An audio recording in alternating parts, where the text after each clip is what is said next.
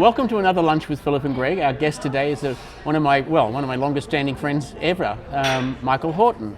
Welcome, Michael. Oh, really? We're already starting? Yeah, that's we've been rolling for ages.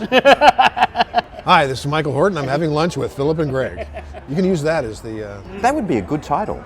Do you actually, when they come and ask us what we're going to have, you're going to put that in there too? Cut around it. That's why having the extra 2 cameras and the 4K. Okay, so if I order a turkey burger, everybody will think it's like a real hamburger. Yeah. Yes. Okay, well, I'm ordering a turkey burger. Okay. And I'm having fish and chips. Yeah, and he's having fish and chips, which doesn't make any sense because he's so thin and I'm so big.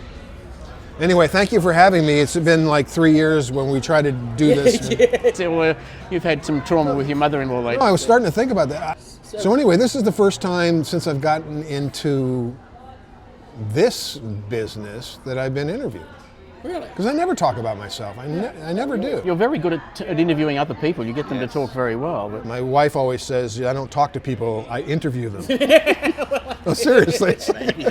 Maybe that's why you're so good at interviewing. Yeah. No, because I think just like you, I'm just so damn curious about everybody. Yeah. And especially in this business, when you meet people, all the people that you meet on the internet and have met on the internet for the last several years are so fascinating. Once you do actually get to do a face-to-face with them, then it's just nothing but questions.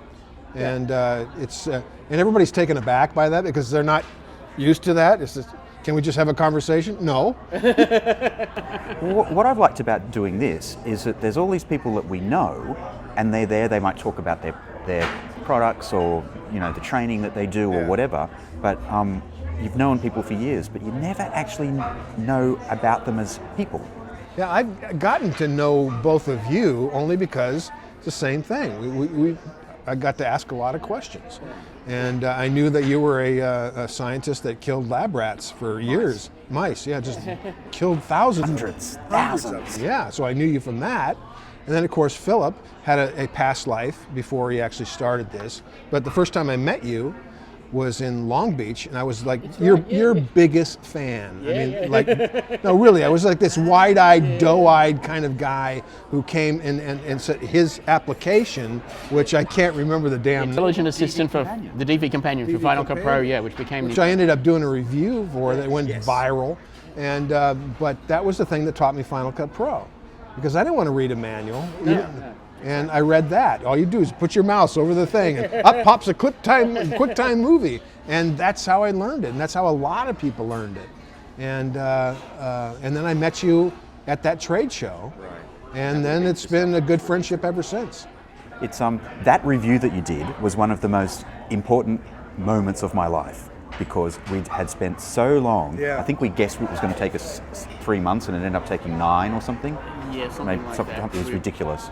So we spent so much effort making this thing, and I'm still not sure how people are going to take it and how do they understand what we're trying to do. It's so weird. It wasn't, we didn't know, because it wasn't a training video that other people were selling, and it wasn't a book like other people were selling. It wasn't a DVD in the way that other people were selling. So it was a gamble that we took, and it was really an important moment when you got it.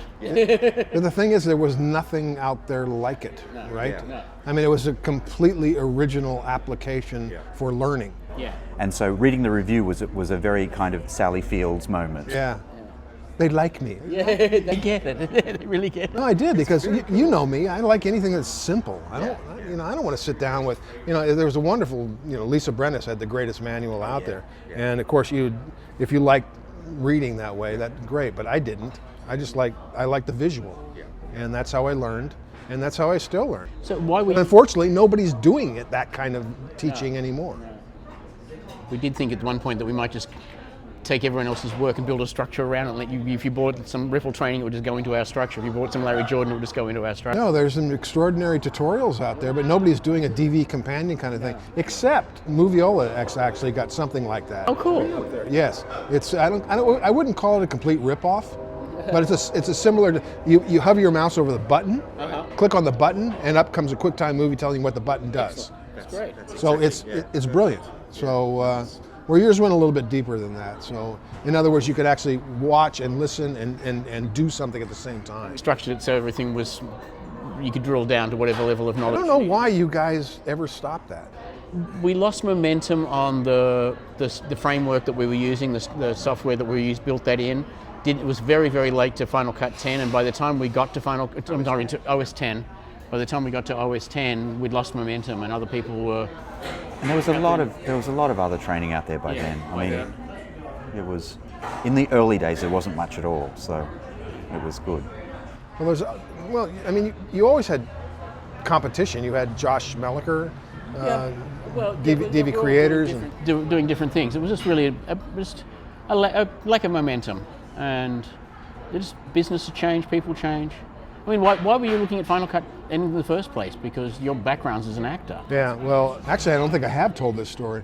So I was an actor for a number of years, and I was very successful, but I was bored with it. I didn't want to do it anymore. What I wanted to do was direct, and seriously, that's what I wanted to do. And I heard about Final Cut Pro because I wanted to edit my own stuff, because I'm very controlling and wanted to do that. So Final Cut Pro was $999. I found it on, back then, at least in 1999, or the web was all, a lot of heavyweight text-based stuff in those forums back there, and I heard about it, and then about a year or 6 months later, it moved to kind of a more 2pop.com thing, and it was the revolution kind of thing going on, and I became a part of that, and started writing for it, and I just loved the fact that you're part of this wonderful revolution. And just like you did too, and everybody else did. And so I did that, and then I directed a few commercials, I directed a couple of documentaries, but I never could make a living.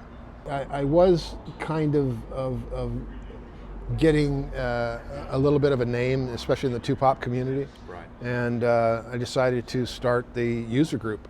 And that was with the insistence of Kevin Monahan, who started up in San Francisco. So we started like a couple of months after he started. Right. And we met at Video Symphony, and there was about 30 or 40 people there with the wonderful Ralph Fairweather. Yep. And that was another thing. That was the brilliant thing that Apple did when they first launched this product, was put Ralph Fairweather, who was an employee at Apple, on the forums, and he was there 24 frickin' hours a day, 7 days a week, answering all your questions. Right. And that just sent it through the roof. That was I think it was Andrew Baum, probably, was one of the guys who just, kept Ralph there. And then Ralph finally quit and came down here and helped with 2Pop and Larry Jordan and all that, but it was, those were just, really, really wonderful times, and you really felt like you were part of changing the world. Yeah. And definitely at that time, the Final Cut Pro team inside Apple was very not corporate Apple. They were outsiders. Why do you think they were at LWPG all the time? They're all down there talking to everybody. We had, standing room only stuff at Dr. Rostock. Even when we went to the LA Film School, it was standing room only. Apple was there all the time. You had, Randy Ubelos was there all the time. Paul Ciccone, Brian Meany, all the Final Cut Pro team would be there, almost every other month. Right. And now, I don't know when it happened, when it changed, but all of a sudden it became serious. It was definitely still, do you remember, was it the launch of Final Cut 3 or Final Cut 4? And it was at the, that big digital Pacific Theater. Yeah, I put that on. Yeah. That was the one where they put Soundtrack Pro. Yes. Because they had this incredible 5.1 surround system at this 2,000 seat theater. Yeah. And even though it was completely nuts and it wasn't really suited to do the demo, the place was packed. There was a line going on forever. And there was so many of the team up on stage, and there were microphones in the audience, and people would line up to ask questions directly of the team, but it sort of almost didn't become that much in the way of questions, because it was people saying, "Thank you so much for making this." It was like a revival meet. It was like the early super meets. It was a revival. Yeah. It was like, praise the Lord. Only was praise Final Cut Pro. So I don't remember whether that was Final Cut 3 or 4. It was 4. So it was I don't know. I have it part of the archives on the LWPG website. Yeah. So I don't know if I have any videos. That's the thing. I mean, I got videos someplace, right, I have DVDs of a lot of the early Final Cut, which I just got to put online, which I think will be fun. I just have to do it. I just have to do it. So anyway, it's fun being a part of that little piece of history, like you guys are. You know, when if anybody ever writes the book of the digital revolution, which I don't know if they ever will. John Buck has got he finishes just as Final Cut Pro is being released. Oh, really? So yeah, in Volume 2 of Timelines Volume 2. Well, if you guys aren't part of it, then it was fun reading that book, coming up to the end of the book, and suddenly like, oh my goodness, I'm reading a book and there's my name in the book, and I'm being quoted. And I vaguely remember John, emailing me and saying, can he put this in? And it's like, yeah, I guess, sure. He's Australian, isn't he? Yes, but he's living in China, I believe. Really? Yeah. Jeff? Yeah. No, John Buck. Oh, really? He's living in China? Wow. I think so. Yeah, I could be wrong. Yes, I'm dying for him to write the next volume, because that's 2000 through to the current time, which is pretty interesting evolution of nonlinear editing, I would think. Yeah. From that high-end specialized, closed club that you had to get into the right way. You've been asked this question a lot, because you were like the big guru with Media 100, and then you got into Final Cut. Yeah. I mean, why? Just because it was cheap, or you just thought that's the way it's going? Media 100's dead. You were impressed with it when it was still part of Macromedia, weren't you? I fell in love with the beta when I first saw it at NAB 1998. I caught the last demo in this demo room at the back end of the labyrinth of demo rooms they used to have in the lower level of the Sands. And wait a minute, you went to NAB in 1998? Yeah. From Australia? Yes, that was my first NAB. Wow. Yeah. Why? Because I wanted to go to NAB. I'd been online. I'd been living in .com for quite a while, and it was time to sort of meet some of the people I had as my friends. And surprisingly, some of them were actually black. It just never occurred to me. It never occurred to me. Oh my God. So why do you think that evangelistic thing has passed on?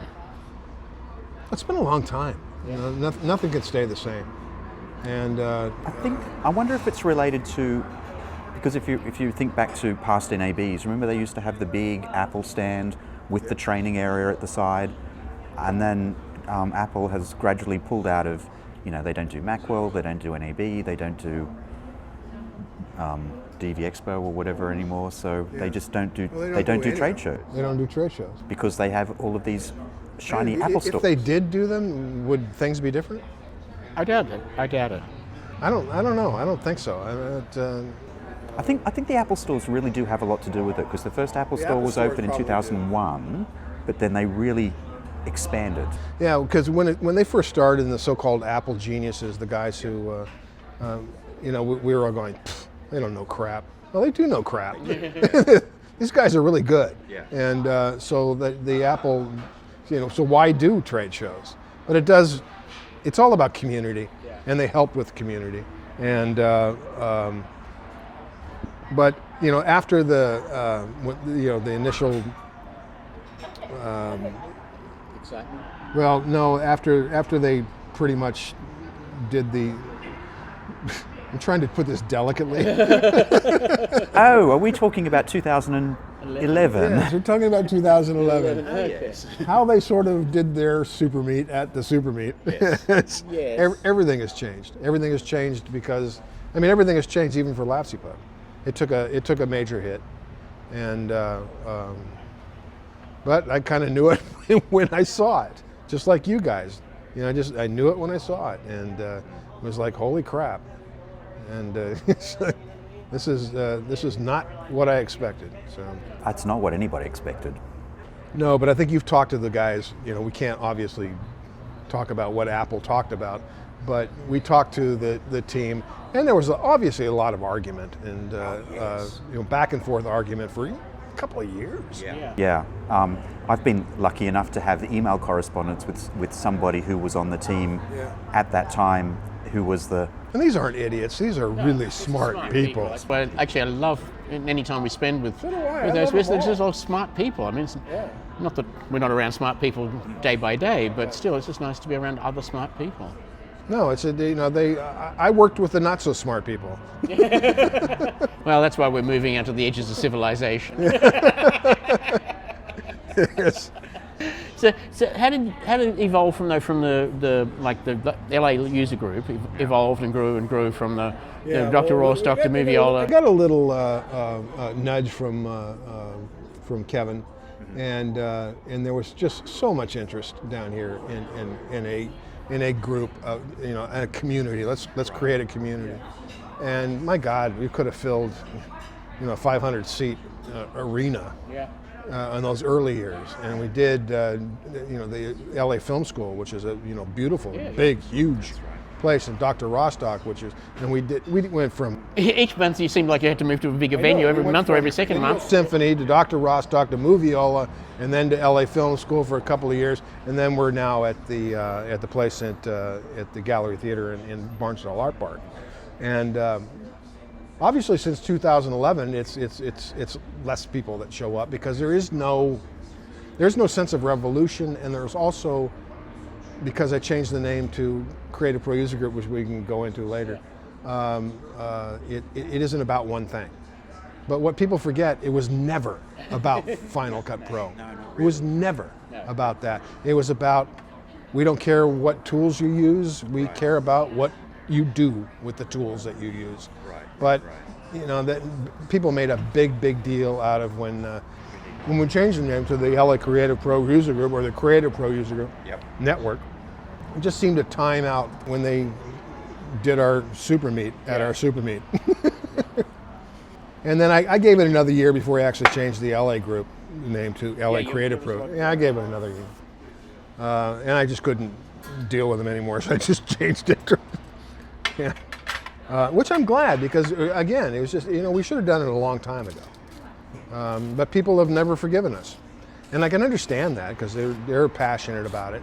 But they have not forgiven Apple either, because they invested a lot of money, a lot of their time and energy into this thing, and Apple just said, sorry, we're changing, and you can't buy Final Cut 7 anymore, or 6 anymore. And I did feel that many people, I don't know, took that more seriously than it really had any effect on them in the short term. It's people like you and Greg and I mean, they announced new Final Cut and our sales dropped overnight. Half our income just goes away. Not many people can lose half their income overnight and not feel the effect.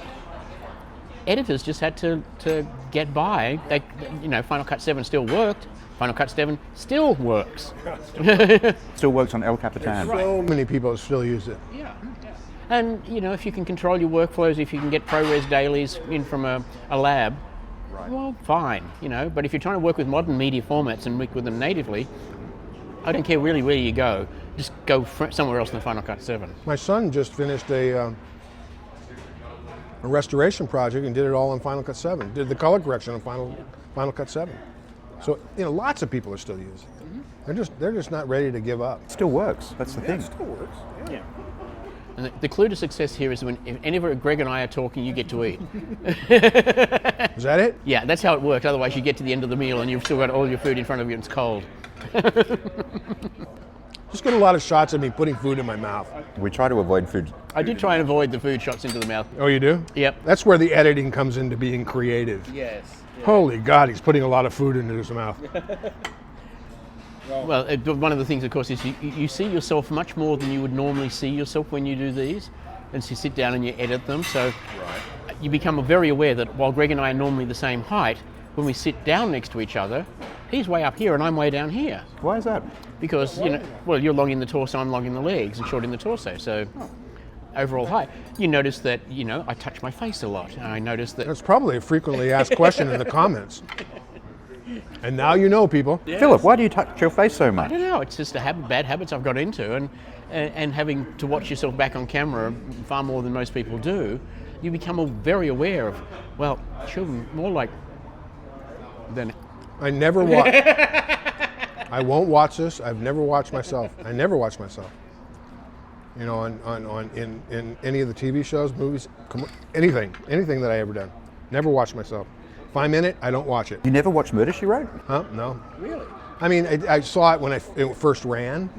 But anytime it's on, when people go, "Hey, you're on Murder, She Wrote," no, I don't watch it. I mean, because I did all those TV shows back in the 80s. I mean, I did tons of them. Columbo. So there's something on almost every day, and on almost every day, somebody's sending me the link to either Taxi or Columbo or to. It's interesting. All those TV shows still repeat. I guess I got lucky that I did some of the good ones, right? Or good ones. It depends on your taste. The ones that have legs. Yeah. And does In Hollywood, good ones means they made money and they're in syndication. That's what a good series is. does that mean the $10 syndication checks come every month? Yeah, it depends on what channel they repeat it on, but it's usually anywhere from a couple bucks to like $28. So it's not significant. Although if you get a ton of these things, it can be significant at the end of the year, but it's not real significant. And that's kind of the way it is. But I am a real kind of poster boy for like your mother, who might watch Murder, She Wrote, because they're the only people who watch it. They remember it, and they remember seeing you on TV, and yeah. Well, of course, when we first moved here, we were watching Voyager episodes, and one episode starts up, and it's like, is that Michael Horton? And it was in the cold open. It was a little uncertain, but as soon as we came back into the show, the inflection in the voice. Oh yeah, that's Michael. One of the things that's an interesting.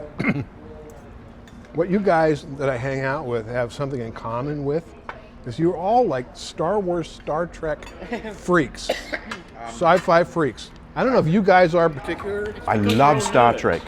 It's because we're all nerds. I don't like Star Wars, and Patrick Southern was. So I never watched any of those shows. I did 2 of the movies. I did the Voyager show. I never watched any of that stuff. I mean, I love reading science fiction. I just didn't like those shows. I mean, I've seen all the early Star Trek episodes. I never watched the Next Generation or Voyager or any of that stuff. Because what I did watch, I didn't think it was that good. And although the one Star Trek movie I did, which I had kind of a small part in, I can't even remember the name of it, but it was a really good movie. I think it was Resurrection. Was it Resurrection? I think so. Okay, well, it was a really good movie. And I would have seen that. A lot of those Star Trek movies were really good. Yeah. Because it was amazing what they were able to do with a budget, which they didn't have in the 60s. Yeah. But a lot of you guys are. I mean, if you read Facebook, all the postings is about Star Wars and Star Wars and Star Wars and coming up. It's like. Well, the interesting thing is the social philosophies between the 2 series. Yeah. I mean, Star Wars is really quite imperial. You know, whatever High Council knows best will rule you benevolently or malevolently, depending on which family you're in. But we're very much in the imperial mode. You know, be it the good family or the bad family. Whereas in Star Trek, it's very communal, and there is the prime directive. It's almost utopian. Yes, it is rather utopian, and that's kind of appealing because, you know, utopia is supposed to be appealing. Yeah. The fact that they have the prime directive, where you do not interfere with a developing civilization, that's very conceptually interesting. That somebody in the 1960s came up with that. Yes. Or did the prime directive only exist in Next Generation? I'm not sure. Because Shatner... I'm going to have to hand in my Star Trek card now. Shatner definitely interfered with 1 or 2 aliens along the way. Yeah, I don't get it. You don't have that Star Trek... Also that show, 1999, you remember that thing? Barbara, can't think of her last name. No. And Martin Landau. Yeah. Yep. Yeah. And his wife. Yeah. And his wife, Barbara somebody. Barbara, I can't think of her name. Yeah. I love that show. Good. And they did all the special effects with that, oh God, what was that NLE that everybody loved? Did all the special effects? NLE that everybody loved. Lightworks? No. Amiga. Oh, Amiga. Yeah. Oh, yeah, they did. Yeah, the 3D stuff. Yeah, light wave. Yeah. They did all that stuff on the Amiga. Right. Yeah. And so Deep Space Nine as well. And they shot it out in Van Nuys. Oh, did they? Yeah. But Space 1999, they were doing a lot of the modelling stuff, and it was the same. Wasn't it the same company that did the Thunderbirds? Because they had a lot of, there was a lot of little models that blew up. But that was out of England, so maybe they shot it. Oh, I'm gonna have to look this up. Oh, yeah. I love that show. She did. I auditioned for it one time. I think. Yeah, I did. No, I did. Yeah. Didn't get it. Didn't get it. So you were fairly successful as an actor when most people who come to LA to pursue the dream of becoming an actor end up becoming a used car salesman or a producer or something else. Why were you successful? How did you manage to pull that off? I think if you ask any actor why they're successful, a lot of it has to do with luck. I mean, if anybody says luck has nothing to do with it, it's bullshit. And it really is. It's completely bullshit. Luck has a lot to do with it. You happen to be at the right place at the right time. I had a good agent. That kind of stuff is really helpful. But obviously, you got to be somewhat decent and have something that the agent will take you for. And at that time, I was cute. And I was pretty good at what I did. I mean, I was good at what I did, but I also did a lot of crap.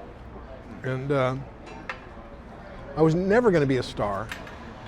And that was after 20-something years of doing this. I just made a good living. And I was able to raise my children. I was, pay my mortgage. And I was bored. And I think you ask any actor who works in this industry, is that film acting is really boring. It really is. Is that because everything is so slow to set up? Everything's really slow. Everything is waiting around, and everything is non-linear. We're theater. If we could make a living in the theater, every actor would just, that's it, I'm doing that. Well, that means moving to Vegas. Yeah. I mean, every actor would rather, I think every good actor would rather work in the theater than they would work in film. Although you can change the world working in film. I mean, the best people I know and the smartest people I know are actors. If you're going to start a company, hire actors. Because they're the greatest troubleshooters, they're the smartest people, and every time I hear this word, well, this isn't rocket science, well, it is rocket science. Right. These people can change you for at least from a few minutes to a few hours and talk you into something that you never even thought of. Yeah, there's the writers and there's directors and stuff, but it's the actors, those are the people that you're watching. And these are really extraordinary people. And the good actors, oh my God. I mean, how many times have you been influenced by a movie? I don't know if you guys go see movies. As a writer and producer in my earlier career, I did a lot of docudrama. I loved doing that, either reenacting stuff or working with actors to tell a story. And I just remember one audition when this really talented actress came in to audition for a piece, and she had the whole piece down. So it was, as a writer, it was just this magic moment where somebody brought this character that I had conceived of in my brain into a real person. Right. Yeah, and that was just a really nice moment. Yeah, these people are problem solvers, and they're well read. They're really intelligent, and again, I'm talking about the good ones. When people say, well, "How'd you get started? How'd you get into it?" and all this kind of stuff. Well, at least in my generation, or at least in my experience, I never wanted to be an actor. I just sort of fell into it. Yeah. I wanted it from high school. It was something I could do, and I was really good at. But I wanted to be a forest ranger, really, honestly. But forest rangers require a degree in science, forest science, and there's a lot of chemistry, and there's a lot of this, which I just, no way, there's no chance in hell. So I ended up going to San Diego, to a school of performing arts school down there, and worked at the Old Globe Theater, which is just one of the great theaters in the country. It still is, and did a 4-year degree down there, and did very well. Got an agent in Los Angeles, although I never saw her until I actually moved to Los Angeles. And but I worked in Oregon, I worked in Seattle, I worked in all these regional theaters all over the place. And that's where I learned my craft. Right. You don't learn your craft in film. You don't learn it at all. I mean, any moron can do this stuff on film. You don't necessarily can be true. Right. People won't necessarily buy what you're doing.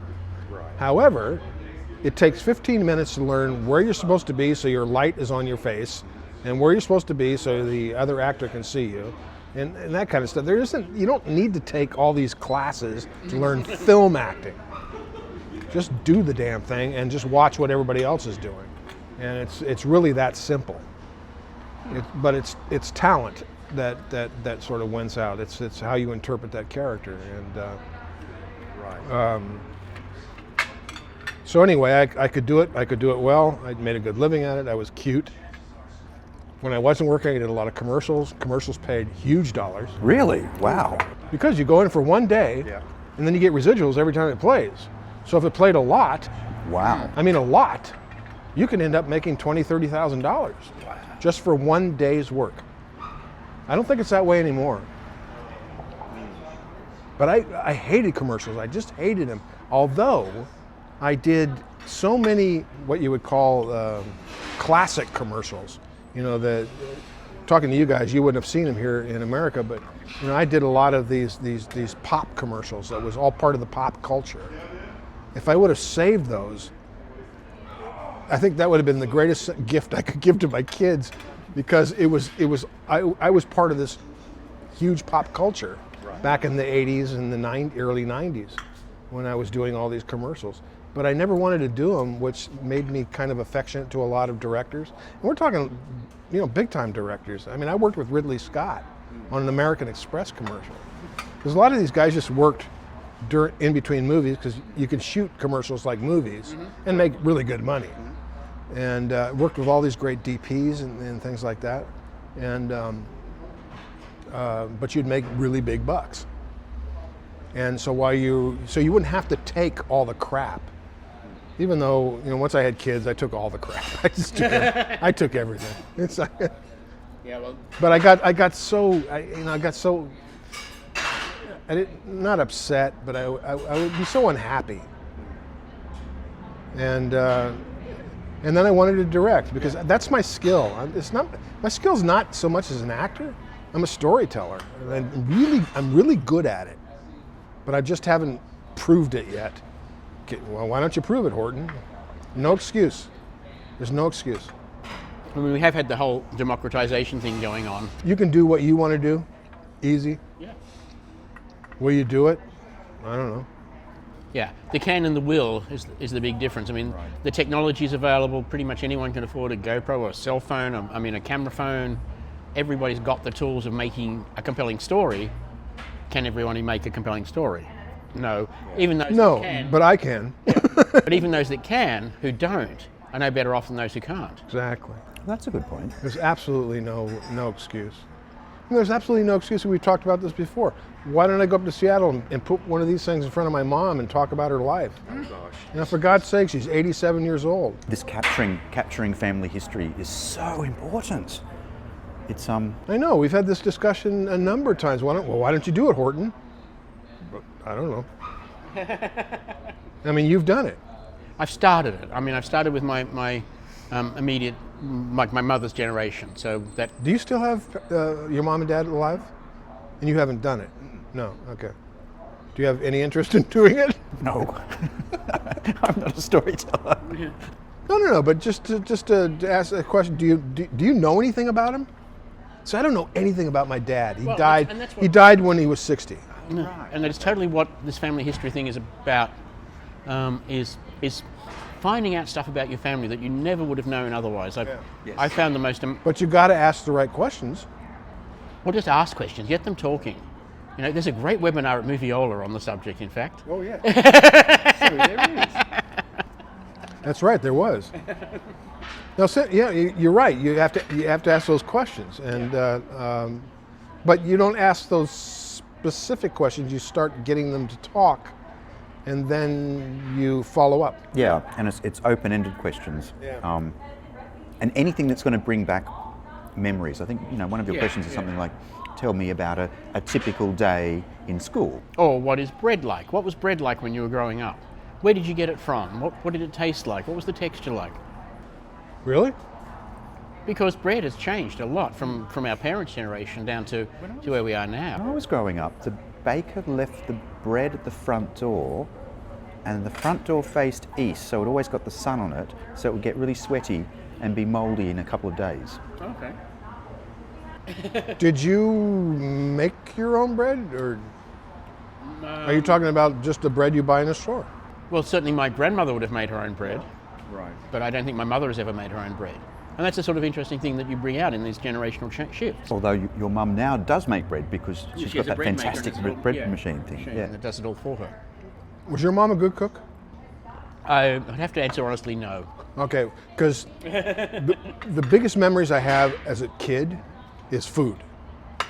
That's the best memories I have, or is food. It's like I would have a certain meal on my birthdays. I have the turkey and the dressing and stuff on Thanksgiving or Christmas. These kinds of it was food. It was the smells. It was like, oh my God. Was my mom the greatest cook in the world? Probably not, but to me she was. Yeah. There's the food association is very strong. The thing that really taught me that was that on September 11, and we were at the office most of the day and just sort of like reading the news, and it was so depressing. It was very. I was at the dentist. Seriously, I was at the dentist and the guy was playing it. Finally, something scarier than the dentist. Yes. But on the way home, it was like all I wanted to eat that night was corned beef and mashed potato because I just wanted something really comfort food, yeah. And if that hadn't happened, I wouldn't have predicted that I would reach for comfort food sort of thing, or that if I did reach for comfort food, why the hell would it be corned beef? But yeah.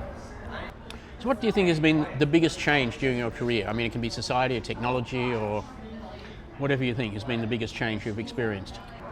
In this career that I'm going through right now, I've always, even when I was a kid, I said I would have 3 acts in my life. So I did the acting thing, and I do this thing, which is the second act of my life. What the third act would be, I don't know. It's coming soon. Stay tuned. Yeah. The third act should be what I wanted the second act to be, which is I wanted to direct, and that's what I would want to do. But like I said, I got a mortgage. I think I'm going to wait till I'm 65 and then not have to pay $1 gazillion a month with health insurance, and that'll save me a lot of money I could put into my movie. But that's the thing. It almost made me teary-eyed. What was the question again? What do you think has been the biggest change over your career? I don't know. I know what motivates me. I don't know if you ever asked what motivates you to get up in the morning and No, but that's a really good question. Question. I like that. terror, Terror? Terror. absolute terror. Oh my God. Is that what it's like having a mortgage? Because we don't know what that's like yet. No, it depends on how much ambition you have Right. and how much you expect from yourself. A lot of this is putting a lot of pressure on yourself, which is not a good thing. You're putting a lot of pressure on yourself. What motivates you to get up in the morning? There are some days, and I think most people have those. You get up in the day, it's just, I don't want to do anything. Yes, I definitely have days like yeah, that. yeah. It's like I will deal with 3 customers and then you go, you know what, I'm over this for today. I just can't. Yeah. I can't face it anymore. And then I'll go and have a bath, read a book. But the motivational thing is fear. Fear of? Fear of just not making it. Fear of not being able to pay the bills. Fear of not being able to take care of the people that you love, that you're supposed to take care of. Right. That kind of thing. That's the motivation. Shouldn't be that, because that's an awful lot of pressure on yourself. And those who you are trying to take care of will say, "Stop that." You don't want to kill yourself, and you don't. You don't want to kill yourself. So unfortunately, that's kind of what motivates me. But lately, it's been really hard to get motivated. It's been really hard since 2011. You've seen Lassie Pug meetings. Not as many people show up, and I still got to come up with some sort of agenda that I think will work. The ones that always work is if you bring celebrities in. You can't do that all the time. That's not. But even if you could, and I could, you don't want to. People can only relate to celebrities so much. and they impart a lot of wisdom and a lot of other things. But you don't. I think people want to be a Final Cut group or a Premiere group or an Avid group or something. They don't want it to be all of it, because you can't be all of it. And I understand that. But I don't want to be one thing. I don't want to be a tool group. But see, like for me, one of the most interesting things is when you do show and tell. So somebody comes in and shows their work and talks about it and whatever. And that's irrelevant as to what NLE you used to do that. It's the process more so than, you know, this is what I made with Final Cut. I love show and tells, but you know what? People don't. People don't like show and tells. Remember, I did a show and tell night a couple of years ago. Oh yeah. Nobody showed up except the guys who were doing the show and tells. Nobody showed up. They don't care about show and tells. People want to learn something, even though they're going to learn an enormous amount from that sort of thing. But you can't force people to do that kind of stuff. So, and I take all this stuff seriously. I mean, I take it way too seriously. I feel like it's a personal affront to me. All right, I'm trying to give you what you want, but you guys just don't want what I'm giving you. Do you foresee a time when you might just say, that's enough? Oh yeah, absolutely, because you know, we talked about this one time, you know, with this economy. In this economy, you cannot make a living doing one job. Right. This is not a one-job economy anymore. Yeah. Remember that? Yeah. Yeah. I think you probably wrote a blog about it or something. Anyway, I got 4 jobs. Right. Cool. All right. I do Lassie Pug, I do Super Meets, I do these webinars over at Moviola, and I oversee the job forum over at tupop.com. So that's 4 jobs that I get paid for. And that's the only way I could survive. I can't survive in 3 jobs. I can't survive in 2 jobs. Right. Now, unless your job is making you 90 grand a year in Los Angeles, which there are some jobs like that, you got to have 2, 3, 4 jobs. And that's what it's been like for the last, 5 years. Yeah. And I'm tired. You know, you get tired when you got so many. So I got to go home now, and not only deal with life, but I got to deal with 4 more jobs. You know, and get it done by 10 p.m. tonight. You know?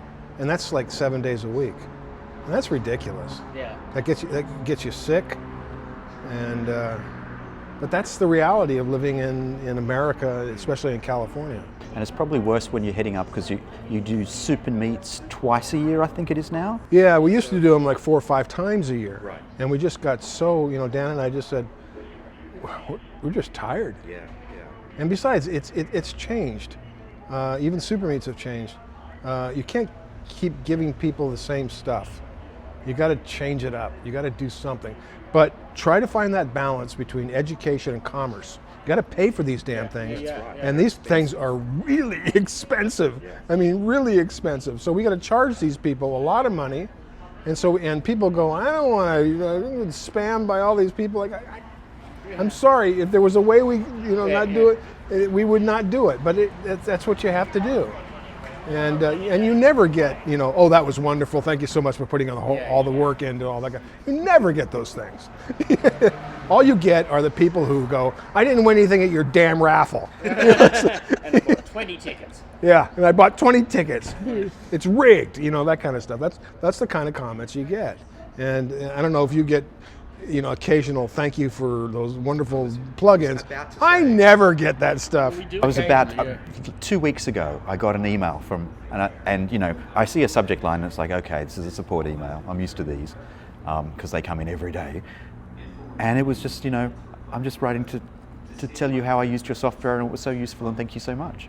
Yeah. Not even like I'm buttering you up for a feature request, which is what often happens. And it's like, oh my goodness, somebody wrote to me and actually just said thank you. It never happens. They do pop up on Twitter and on Facebook as well, and I sometimes share them with you. But okay, yeah, well. Yeah, it is incredibly rare. People don't necessarily compliment, they just critique, which is why you should never, ever, ever allow comments on anything that you film, especially this thing.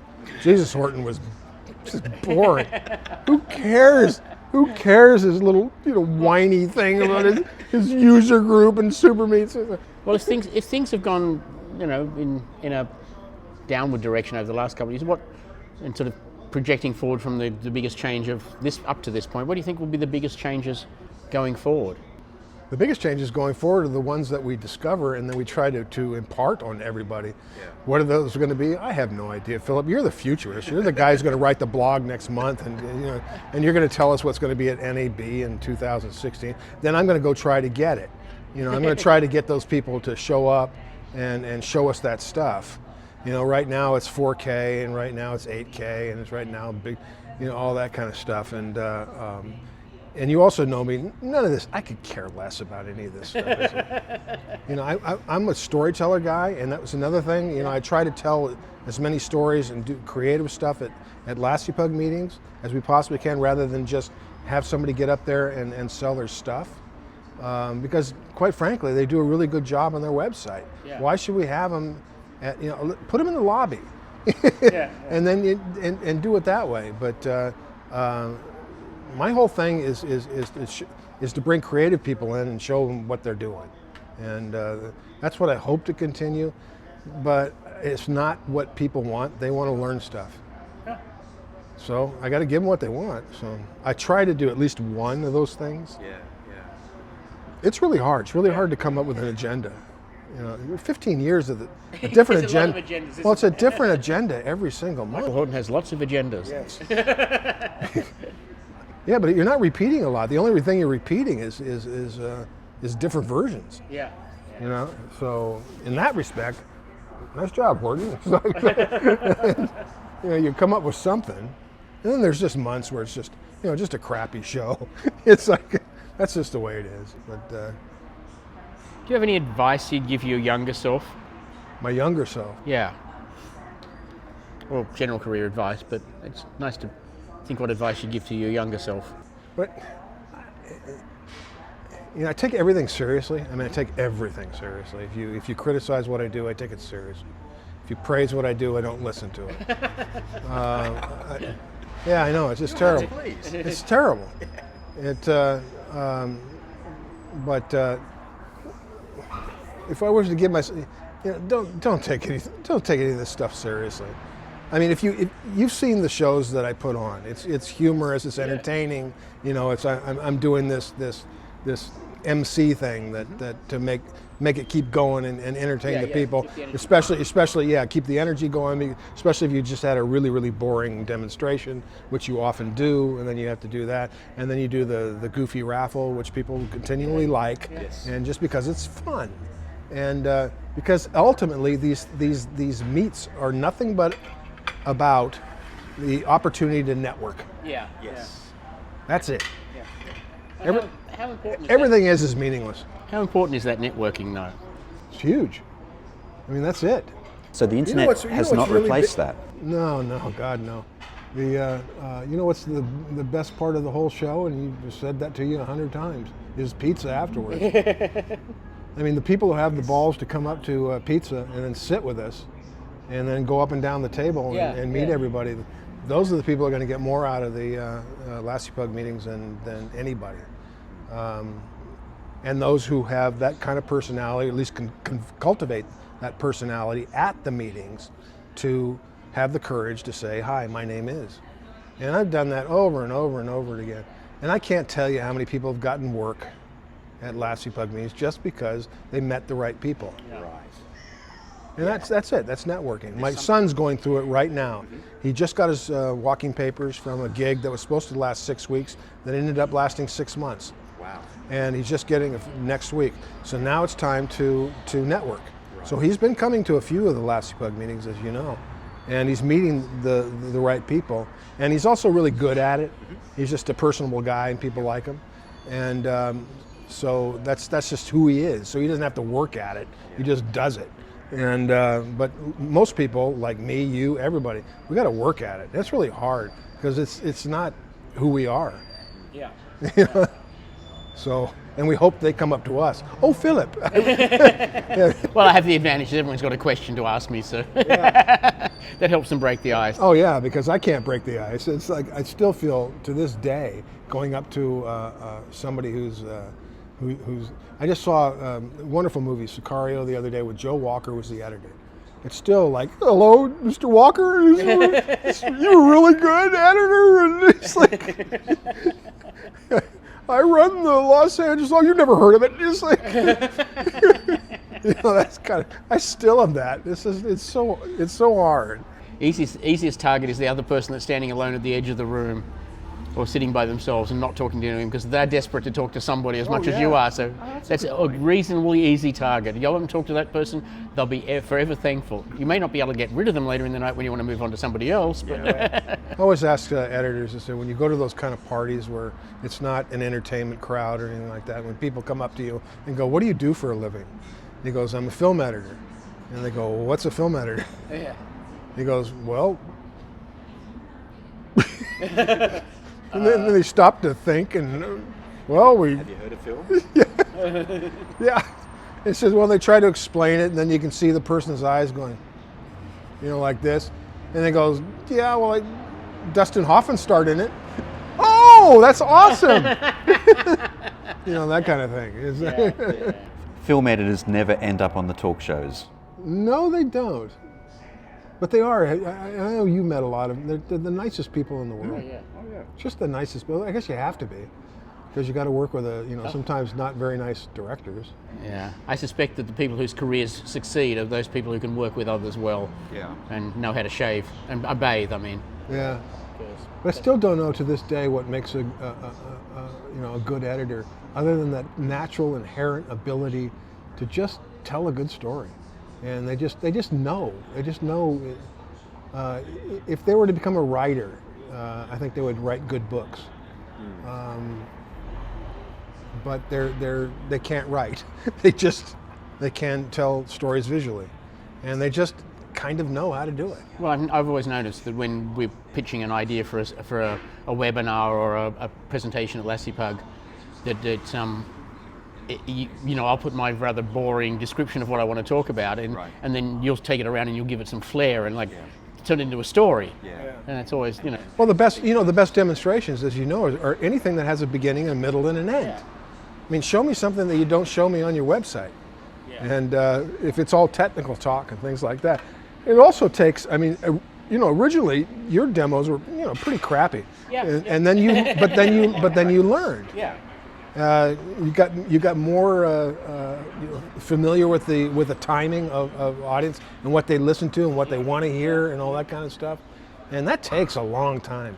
It just doesn't happen overnight. My favorite presentations are when somebody gets up there with PowerPoint slides and then reads every bit of text on the slide out to you. Well, I do. I have a 1-page. It used to be like a 5-page, but I have a 1-page do's and don'ts. And that's all about that PowerPoint thing. First of all, we hate PowerPoint, we hate Keynote. But if you have to, make it entertaining. Yeah, exactly. And but nobody reads it. Nobody reads. I think we used to watch a lot of Steve Jobs keynotes. And we would study what was happening, and that's how we got you. Yeah, I mean, it was a deliberate effort. You don't get better. Well, you'd only see 1 or 2 images up on the. And his whole thing is if you can replace the text with an image, use the image. And progressively over time, my keynote presentations got less and less text and more images. And when I did the presentation for the TV, and make like cartoony images and things like that. Something fun to look at. Yeah, I was at a thing recently, and the guy was talking about cloud storage, different types of storage, but he did it all as ducks. Oh my God, I would have watched that. But he did it all did ducks. I was at the 4K, the Digital Cinema Society 4K day, and it was all about different types of ducks. And there's a lot of these dumb ducks. There's one really big duck, but sometimes if a big duck fails, and he had that that inflatable duck that was in Hong Kong Harbour, and then so he had those images. So he made a rather dull subject, storage and different types, attached, network storage, cloud storage, into an amusing presentation because he used the metaphor of a duck. We had, That's good. On the webinar today at Moviola, we had John Connolly from Avid, who did he's the Pro Tools guru there. It was a great freaking webinar, even though there was still a lot of PowerPoint, a lot of text and things like that. But he was so entertaining, and he was, so funny. I wouldn't say funny, but charming, for lack of a better word. But it wasn't geeky, nerdy talk, but it was still stuff that you needed to know. And I put it all in like a 40-minute kind of thing. It was really good. And it was obviously something, because you've been doing it for 20 years. Yeah. And he knows it inside out. Yeah. When are you going to do another webinar on codecs? Because codecs are so interesting. See, we've done about 4 or 5 of them. Yeah. I'll do one. Yeah, I would love to have you do one, just because there's no way I would ever get Greg to ever do a webinar. But it would be such a coup. I would make such a big deal out of it. The first time ever in the history of webinars. Gregory Clark Talks about Final Cut 10 XML. Yeah, exactly. Well, you could actually probably do a bunch of tricks that you could do with Final Cut XML. Nobody cares. What are you talking about? Nobody cares. Everybody cares. Darren Raw could eat it up. So one of the things that we did in common over the years was, in fact, the digital production bars, and to the point where we did the I think what you called the rant. You gave it that nickname. Well, you did. I mean, you were doing that for like every single week. Yeah, that was when it was like Mad Philip. Mad Philip was at that time. What was that? Back in the early. We started the buzz in 2005, and through late 2007, then we sold it to Larry. There was Grumpy Philip. Yep. And it had to do with the place that we were actually doing the podcast out of. It had no air conditioner, no heating. Oh no, it did have heating during the, but no air conditioning. Yeah. And it would just be sweating like a, thank God there was no video. Yeah. And there was this massive fan going on. Yeah. It was a swamp cool, I remember. There would be the Philip Hodges rant. Yeah, I was probably just more passionate about things, and then the same thing. Is that what they call it? Passion? The Terrence and Philip show. When Terry and I used to disagree a lot, I think that show was a lot more punchy, a lot more exciting than when we have sort of similar views on the way things are evolving. And you've gotten old and boring. Yeah, that's not true. Seriously. Right. Also, happy birthday. Oh, by the way, yeah, happy birthday. We are actually taping this today on Philip's birthday. He is only 50 years old and looks like he's 40. Like I tell people, I'm in great shape for a man approaching 50. My mum told me that everything that I say has to be true. I'm, because I told you I quit smoking in June. I'm just eating all the time. I'm eating all the time. I'm getting to be like this massive, huge. I'll be Orson Welles by the time the fall comes along. Next year, I'm just hungry. I'm eating. I'll eat this napkin. No, it's horrible. And ask me if I feel any better. Do you feel better? No, I feel horrible. Isn't that terrible? That is. Because how long have you been? It's been since June. Yeah. So how many? That's what, 7 months? You should be feeling better by now. No, I feel terrible. So it's, and plus I'm just eating all the time. And I'm trying to eat like carrots and things like that, but it's like, and I eat junk. I eat junk food. It's like terrible. But I'll find it. I'll find that place where I go, I can't do this anymore. But you got, one addiction at a time now. It's like get done with the smoking and then go into the food. Yeah. Come on. It's like terrible. Oh well, addictive personalities. We'll find something. I should live with you for like 6 months. You can just cook for me. I think Greg is. I'll just pay you. Greg is, I think, determined to make sure that my niece, who travelled with my mum, to make sure she travelled safely and is looking after her a lot during the day. The niece? Yeah, niece Charlie is doing a great job with that. I think Greg has decided that Charlie is going to eat something different every single time. You are doing that, okay? Yeah, and with a focus on American food. Is there such thing as American food other than? Yeah, absolutely. I mean, she's lactose intolerant, so we can't do any chowders, which is a shame because I love chowder. Yeah. But that was one of my mom's genius things was corn chowder. Oh my God, it was just so good. I haven't had corn chowder since I was a kid. Oh, so there's a memory. That's one of those wonderful memories. Corn chowder is super easy. Yeah. Well, yeah. The way she did it, she put it in a crock pot and it just. Oh yeah. do it up, that whole time. I don't even know when crock pots were invented. I think in the 60s. Yeah, we definitely had one when I was married, the first time. I think we got it as a wedding present, in fact. A crock pot? Yeah. They're great. The We have a crock pot that we use like once a year. The real original ones that were really slow and low. The modern Yeah. ones, because of safety concerns, don't cook as slow. Yeah, they have to have a minimum amount of heat, so they don't do the slow cooking anymore very well. It's really weird. Well, anyway. Well, that was fun. Yep, thank you.